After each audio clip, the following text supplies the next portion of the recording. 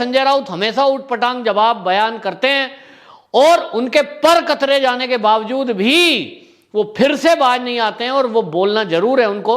इस बार भी सीबीआई को लेकर उन्होंने बोला और उन्होंने कहा कि सीबीआई का अपना एक एजेंडा है, लेकिन कोर्ट का आदेश है और कोर्ट का आदेश है इसलिए हमें कोई टिप्पणी नहीं करनी चाहिए। संजय राउत जी ये बताना भूल गए कि कोर्ट का क्या एजेंडा होता है। कोर्ट का एक ही एजेंडा होता है कि जो अपराधी हैं उनके खिलाफ जांच करना और फिर कोर्ट में प्रस्तुत करना सबूत गवाहों के साथ, तथ्यों के साथ। सीबीआई सारे मामले को कोर्ट में रखती है और फैसला न्यायाधीश करते हैं।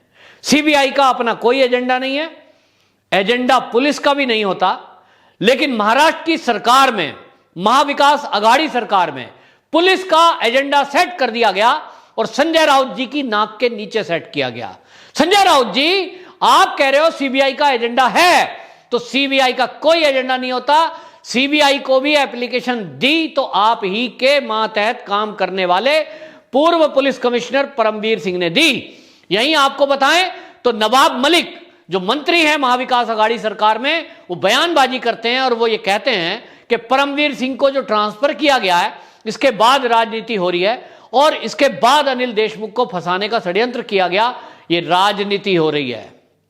मैं नवाब मलिक से भी पूछना चाहता हूं कि जो ये आरोप लगे थे कि अनिल देशमुख 100 करोड़ रुपए मंगाता है, सचिन वजय कह रहा है कि मेरे द्वारा 2 करोड़ रुपए मांगे गए नौकरी पर रखने के, इन आरोपों के बाद अनिल देशमुख के ऑर्डर पर उस समय के पुलिस कमिश्नर परमवीर को ट्रांसफर किया गया। ये परमवीर सिंह जो ट्रांसफर हुए हैं ये किसके आदमी हैं?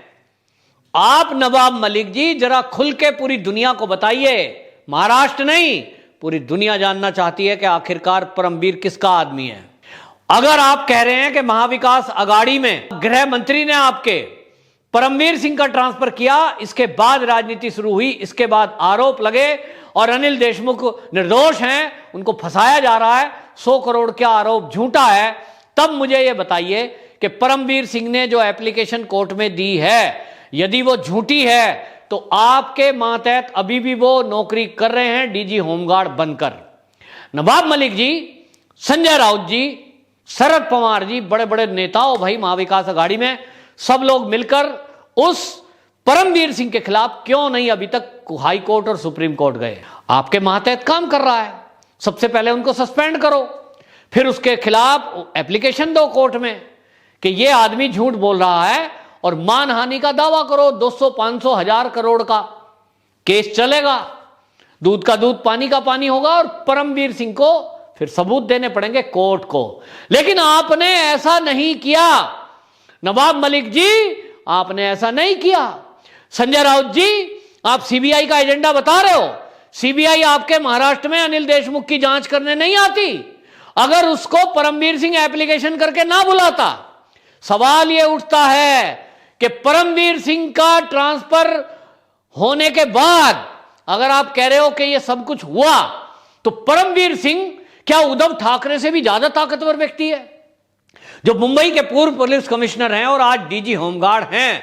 इसका मतलब नवाब मलिक यह कहना चाह रहे हैं कि वो जो परमवीर सिंह हैं वो इतने पावरफुल व्यक्ति हैं या उनके पीछे कोई इतना पावरफुल व्यक्ति है जो शरद पवार से भी ज्यादा ताकत रखता है, जो पूरी सरकार को हिला देता है, गृह मंत्री पर आरोप लगाता है और उसका बाल बांका नहीं होता। तो नवाब मलिक जी, आप में ताकत हो तो आप सबसे पहले परमवीर सिंह को सस्पेंड करो कि आपने एक गृह मंत्री पर आरोप लगाया जो झूठा था, सस्पेंड किए जाते हो। उसके पहले कारण लाओगे ढूंढ के कि सस्पेंड क्यों कर रहे हो, तो आपको कारण खोजने पड़ेंगे और उसके लिए आपको कोर्ट जाना पड़ेगा, मानहानि का दावा पेश करिए। लेकिन आप ऐसा नहीं कर रहे हैं। इससे मुझे जो लग रहा है कि इसके पीछे बहुत बड़ा षड्यंत्र नहीं, बहुत बड़े लोग हैं और वो लोग एनसीपी और कम से कम शिवसेना से तो बड़े हैं। तो क्या नवाब मलिक जी, आप ये कहना चाहते हो कि परमवीर सिंह के पीछे कांग्रेस है और कांग्रेस के पीछे सोनिया गांधी है? क्या सोनिया गांधी का आदमी है परमवीर सिंह, तभी आप उसके खिलाफ कुछ बोल नहीं पा रहे हो? एक फोटा शब्द ना तो संजय राउत, ना नवाब मलिक और उद्धव ठाकरे जी तो बोलते ही नहीं है। एक भी शब्द परमबीर सिंह के खिलाफ किसी ने नहीं बोला। बोलना यह चाहिए था कि एक एम्प्लॉय ने आपके महाराष्ट्र में सरकार में नौकरी कर रहे हैं, उन्होंने अगर आरोप लगाया है, आप कहते भाई ये आरोप बिल्कुल निराधार है, ये झूठा है, वो कोई बीजेपी का आदमी तो है नहीं। परमबीर सिंह, उनके ऊपर तो आरोप है बल्कि बीजेपी वालों की तरफ से कि साध्वी प्रज्ञा को उन्होंने टॉर्चर किया। साध्वी प्रज्ञा बीजेपी की एमपी है, तो बीजेपी का आदमी तो है नहीं कि बीजेपी के देवेंद्र फडणवीस ने कहा होगा परमबीर सिंह को कि भाई तुम एक एप्लीकेशन कोर्ट में दो और इस सरकार को हिलाओ, इस सरकार के खिलाफ साजिश करो। तो ऐसा तो है नहीं। इसका मतलब परमबीर सिंह को कोई और चला रहा है, और वो कौन हो सकता है? 3 जनों की सरकार है। एनसीपी हो सकती है? नहीं, क्योंकि एनसीपी से खुद ही अनिल देशमुख आते हैं। उद्धव ठाकरे जी हो सकते हैं क्या? नहीं, वो भी नहीं हो सकते क्योंकि मुख्यमंत्री बने बैठे हैं। और संजय राउत जी कह रहे हैं कि आप सरकार को अस्थिर करने के लिए ये सब कर रहे हो, तो अपनी सरकार कौन बदनाम करेगा? अपनी सरकार को। अब ये तीसरा दल बन गया कांग्रेस। कांग्रेस इस बारे में कुछ नहीं बोल रही है, तो क्या कांग्रेस करेगी? अब अगर कांग्रेस कर रही है या नहीं कर रही है, ये तो संजय राउत जी आप बताइए, और ये नवाब मलिक जी आपको बताना पड़ेगा। वो जो परमबीर सिंह हैं, आखिरकार राजनीति तो वो ही कर रहे हैं ना, तो फिर आपने उनको डीजी होमगार्ड जैसे पोस्ट पे क्यों बिठाया है? उन्हें बिठा दो कहीं स्पेयर करके, जैसे आपने कई अफसरों को बिठाया है। अभी जो आपके पहले वाले कमिश्नर हैं, उनको आपने यही तो काम किया था कि उनको एक छोटा सा 10x10 का कमरा दे दिया था, जो जांच करते थे, इंटेलिजेंस में थी रश्मि। तो फिर इसी तरह आप इनको भी बिठा सकते हो। लेकिन आपको भय है कि यदि आपकी सरकार ने पूर्व पुलिस कमिश्नर परमबीर के खिलाफ कोई भी कदम उठाया, तो वो परमबीर सिंह आपकी सरकार के सारे लूपहोल जानता है और वो सबकी पोल पट्टी खोल सकता है। जो आपके इशारे पर मीडिया में आकर, मीडिया के सहारे से एक रिपब्लिक चैनल को हिला सकता है, पूरा ताकत के साथ उस चैनल को हिला दिया और उसके पत्रकार को बंद कर दिया, तो वो ताकतवर तो है, लेकिन उसके पीछे कौन है?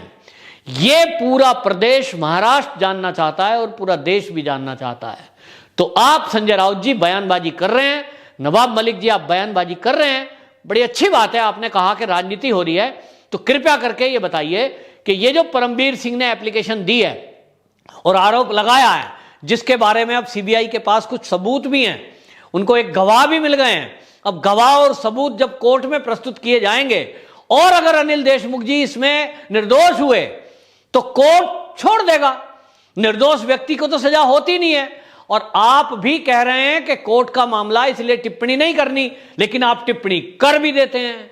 कोर्ट का मामला बोलकर कह रहे हैं टिप्पणी नहीं करनी, फिर भी आप सीबीआई पर आरोप लगाते हैं और कहते हैं सीबीआई का अपना एक एजेंडा है। सीबीआई का एजेंडा होता संजय राउत जी, तो वो केस में अभी तक एप्लीकेशन के अंदर जो एफआईआर कर रही है उसमें नाम लिख देती कि संजय राउत भी इसी में हैं, उसी में नाम लिख देती उद्धव ठाकरे जी भी इसी में हैं, सबके नाम लिख देती।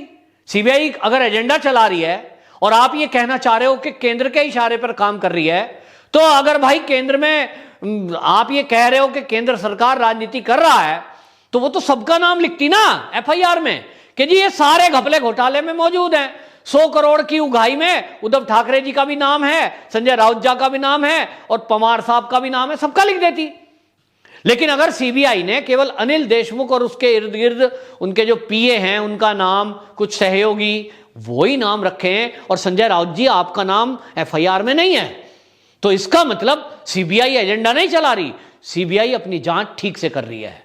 और जैसा पहले की सरकारों में होता रहा है, कांग्रेस के टाइम में सीबीआई का दुरुपयोग होता रहा है, अगर इस समय अमित शाह जी इसका दुरुपयोग कर रहे होते तो अभी तक आप मान लीजिए और यकीन करिए कि आप सब के सब जेल में होते। भले ही आप कितना धमकाओ, वो मोटा भाई है, वो किसी की धमकी में नहीं आता। वो राजनीति नहीं कर रहे हैं, वो एक स्वच्छ राजनीति कर रहे हैं कि जो सुरक्षा बल हैं, जो जांच एजेंसियां हैं, जो सीबीआई या ईडी या एनसीबी है, वो अपना काम आजादी से करे, कोई इंटरफेयर किसी का राजनीति का नहीं है।